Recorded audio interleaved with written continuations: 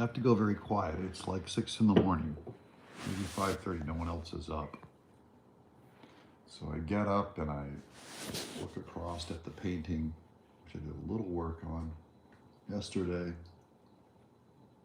and it looks good, like what I did. So the volume isn't going to be very loud, and this isn't going to be a very long episode. I do intend to, I think the Blood Mr. Maple and I, for date night, for Doug and Angie night, for that paid tier, I think we're going to carve a pumpkin. But you know, my pumpkins are pretty famously minimalist. I've been developing the style of pumpkin that I do for, 10, probably 20 years. And I just put one dot way on the left and one dot way on the right. And this itty bitty mouth at the bottom. That's all I do on my pumpkins every year. I do some cartoony stuff too, but, and you know, no kids come to our house for trick or treat. And I've got bags and bags of cool stuff. Like here. Together. How about this guy? So I've got these, I think 1,000 of these to give away. And you know, I like toys a little, even more than candy. Let's get in here if I can. Nope.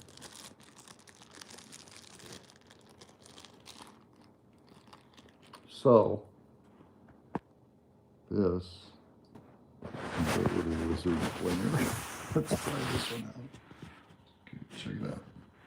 Check it out. Here it comes. Look, there's Phil Beard. Good morning, Phil. I'm checking out. This is one of the Halloween treats that we give out.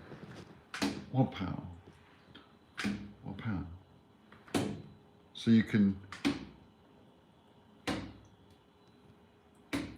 stick things with it. You can pick things up. Wow, you can't sleep there? No, this is when I get up every morning. I just don't usually go on the air. So there, that little lizard guy, we're gonna do, let's do this. 1 pound. How long does he take to crawl down? Well, he might be there a while. He's got a very long tail. We'll keep an eye on him. Oh, and yesterday I flashed this Venus flytrap around. Daylight savings time reversal this weekend. Oh, no.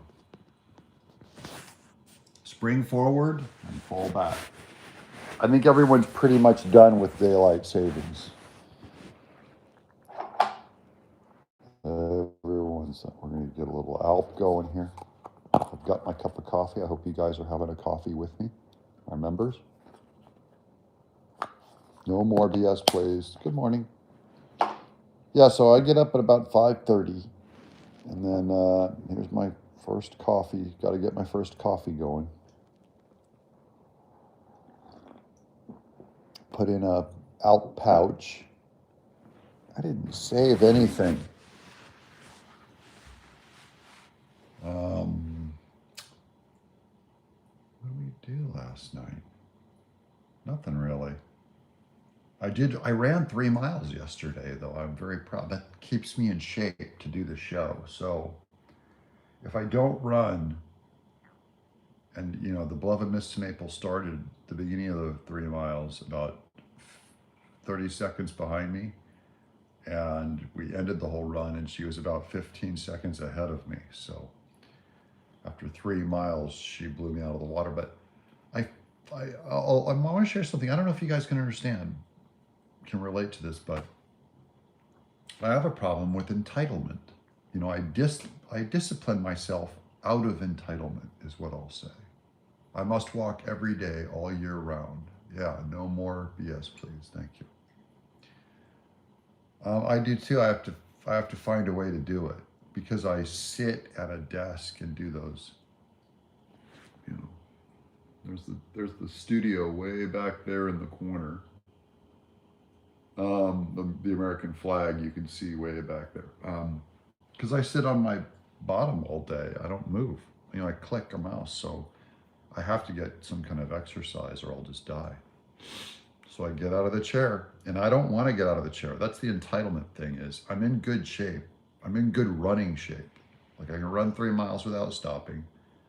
And yet my body is screaming the entire time, having a tantrum, going, you will walk, you will not run. Like stop, slow down, just give up, because it doesn't matter and it's abstract. So it's like I'm not getting my way, and my mind kind of throws a tantrum. Like, you don't have to run, you know? It's so used to just getting its way. Go home and have a big bowl of ice cream instead. Quit this running stuff. Go have a cigarette, you know? It's this weird, very teenage. I'm 59 years old, but it's very teenager like crybaby thing. Eat well, sleep well, balance. Yeah. I get at least 6 hours sleep a night. That's usually enough for me. 7's plenty. In many days, I can take a nap. About a 20-minute nap I can get. And full on lay down and sleep and wake up, and I'm fine. And then I'm usually in bed by about 10 and asleep by 10:30. So if I get up at 5 or so, that's about 7 hours sleep. And I'm usually doing about 6.5 to 7 hours sleep is my thing. And I am just waking up. So you guys are seeing me before I shower, before I get ready, even before I do any show prep, really. Good morning from the shores of Lake Huron. It's a crisp morning. Yeah, it's getting crisp here. That's your monkey voice talking. I have it too. Mine says cookies and ice cream. Yeah, I've got that monkey voice too. And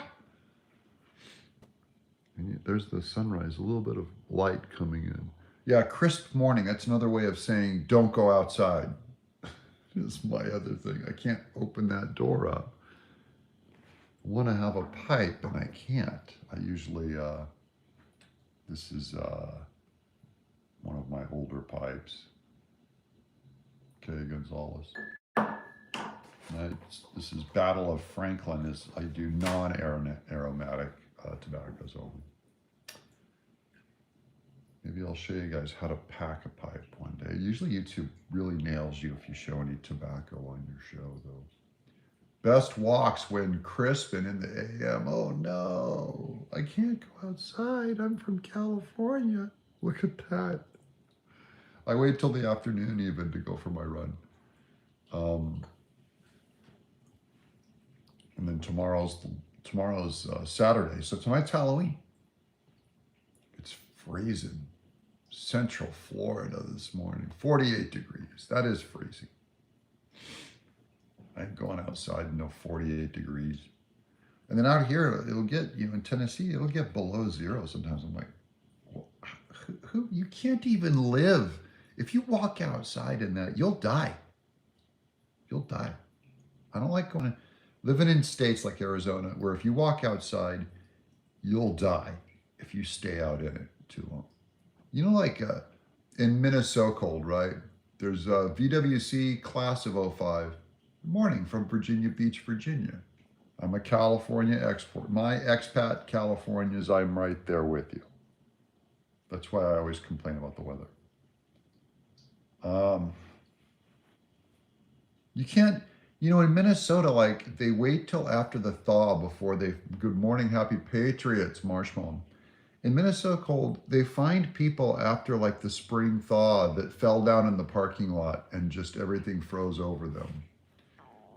It's 40 degrees in Eielson Air Force Base, Alaska right now. My brother drives truck up to Alaska. Daniel Davis, good morning.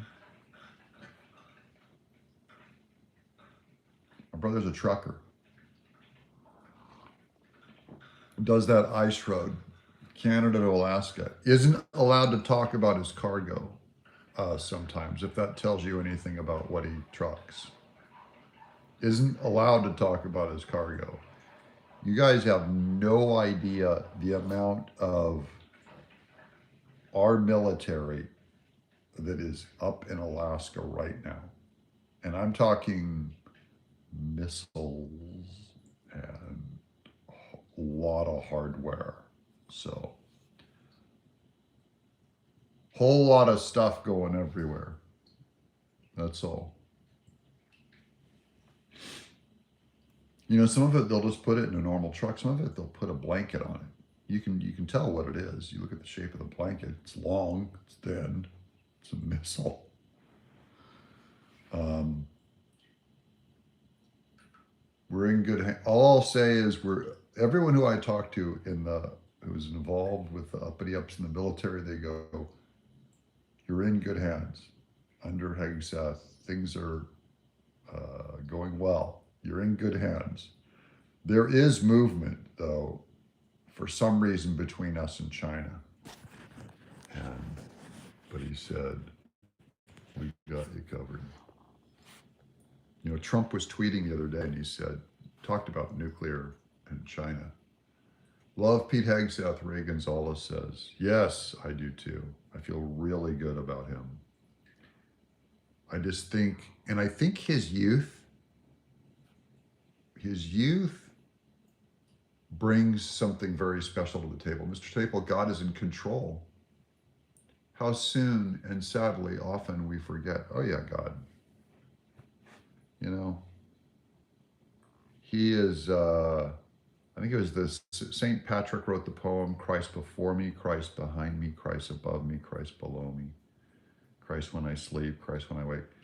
It's God is, I don't want to say he's everywhere or everything because I'm not a pantheist. I don't put him in the particles in the creation. We worship the creation as separate. We think about the creation as separate than the creator. We worship the creator. But he really is the everything. God is what it's all about. Us praising him, giving glory to him, giving credit to him. I wake up every morning and thank him. I got to read my Bible there. What am I in now? 1 Samuel. I go through it just a chapter or two a day, and I can get it done usually in 15 minutes, and the other maybe 10 minutes I ask forgiveness of my sins. I pray for the country. We're praying for the poor. Our church is prepping to, if the SNAP benefits go out and cut off food this tomorrow is when it happens. Our church, we're starting to roll the wheels on getting a massive food program going for the community to feed the poor. Now we're in Williamson County near Franklin, Tennessee, so we actually don't have a lot of poor people in our neighborhood, but we will be serving areas all over. It's Graceworks, which the beloved Miss Tenaple, because you guys watch my shows and are paid members, that helps pay for her. She doesn't have to go out and work because you guys take such good care of this channel. So she goes out and she volunteers every week in these charities. And one of them is Graceworks, which gives food, clothing to the community. And she's worked there for, I don't know, 5 years at least. No, 10 years. 10 years she volunteers for them. And our church is going to work with them to put together food packages for the needy, which is going to be like our version of SNAP. And it's for anyone, we do it for the poor and a lot of veterans too. I know that Graceworks helps a lot of veterans. So, but I'm only saying Angie gets credit for being so generous with her time, but it's really purchased by all of you. So it's part of your donation to watching this channel and paying for these memberships. We do reallocate some stuff for good. Not all of it. I'm not going to overplay my hand or anything, but Angie's time, she's such a hard worker. Her time is incredible. Getting her, and she also does this farm thing where they glean groceries and they give those to ex-prisoners. So I just see it as my job is to bring in the income. Her job is to do all that she does all the volunteer work and serves the community where it's needed. And there is a lot of needs if you look around. we're happy to do that. It's good. And we did find out that not only is Angie and I going to Israel, but I think Angie's brother is coming with us to Israel. That's early next year. We're going. And we will bring In Exile to Israel. I will bring the show. And we will do lives like this from Israel, okay? No more BS, please. Awesome. It's going to be great. Danielle Davis. Hello, good morning. This morning, we're just getting a little sunrise here coming in through the window. The dark is slowly getting light right there on the horizon. You can see it coming in. It's so cold out, I'm not opening that slider though, because it will freeze me out. Sorry for the bad camera work. What a wonderful trip to make. Yeah, Kay Gonzalez. I always wanted to go to Israel, never been. Been almost everywhere else in the world. And Israel's the one that has the most importance to me, because as a Christian, so much of our history is rooted in Israel, and I just want to make the pilgrimage. Only do it probably once in my life, but we're going to do it, and I'm excited. But we were supposed to go like 2 years ago, but the war broke out, so like they kept having to delay it. There was all these kind of travel warnings. You know, I'd rather not become a hostage when I go to Israel, if you don't mind. But Israel's our number one ally. I have a ton of Jewish friends. That stuff. Kay Gonzalez, me either. How spectacular to walk where Jesus did. That really is what I want to do. Is just walk there. I don't think it's going to be a magical experience, but our pastor, one of our pastors is going and is going to teach the whole time. So it really helps put all of the culture together. And you read, the stories happened in history. That's what's so amazing about the Bible is it's not a made-up story. It's documented. There were eyewitnesses. They went and interviewed eyewitnesses. They walked in those streets. Many of those places still exist today. They thought there was a story of the pool of Bethesda that they figured was just made up, where they say like the angels came down and stirred the waters. They were trying to put a cripple in, but they couldn't do it, and so that cripple was healed by Jesus. And they said the pool of Bethesda, which was described as having 5 columns, didn't exist. I'd love to visit Calvary, yeah. And then later archaeologists recently found it, the pool of Bethesda. They found 5 columns, they dug it up in Israel. And it's never a surprise to me when history ends up verifying what's in the Bible. There has not been archaeology that undermined it, unless there's an agenda, of course. But overall, almost all of archaeology has backed up what's in the Bible. So I don't need evidence. I'm not an evidentialist. That's a form of Christianity where they say that you follow the evidence. Sabrina GP, good morning. Good morning. Welcome, everybody. We have 4 thumbs up and 9 people have watched, so you're not doing your job, guys. This is the members thing. And I'm only here with you for the very beginning. We're going to do this live with you guys. So I'm just telling you how I prep my day. I haven't done any research yet. Thank you for the reminder. No notification, missing your show. Glad to be here now.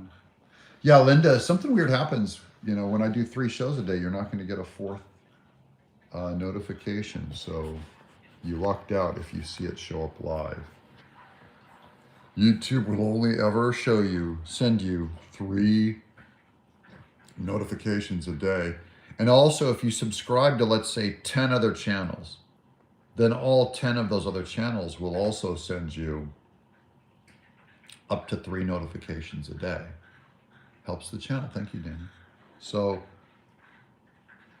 if you're subscribed to like 100 channels, You know, they can't send you 300 notifications a day.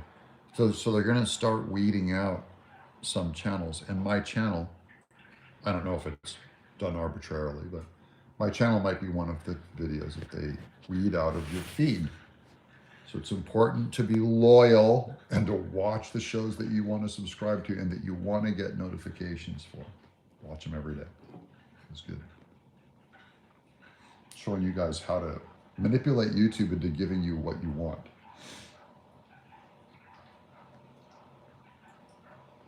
The plastic lizard finally fell. It's good. I got these for Halloween to give away for Halloween. These little guys, rubber, and they stick to walls or something. Like that. And they fall. Okay. The cat's gonna like that later. But I got a whole bag of. Thank you for explaining. I got a whole bag of these little plastic wall walker guys to give out for Halloween. But every year we only get maybe one trick-or-treater at the most. Because we live on top of a mountain, top of the hill. So there ain't no one making that trek for a piece of candy. They're gonna go to our neighborhood, you know, the houses are like 1 acre apart. So ain't no kid gonna trick-or-treat and walk an acre and then go get another door. At the very least, I guess I'd have to get down at the bottom of the driveway and wear a coat. And then when they go by, we'll give them some candy. Then I gotta dress up, and my Halloween costume is always the minimum. I call it cowboy vampire. You just put on a cowboy hat and you put in a vampire teeth and you're done. And the beloved Miss Maple hates that costume because she knows how cheap I am. Cowboy vampire. You're a wild and crazy guy.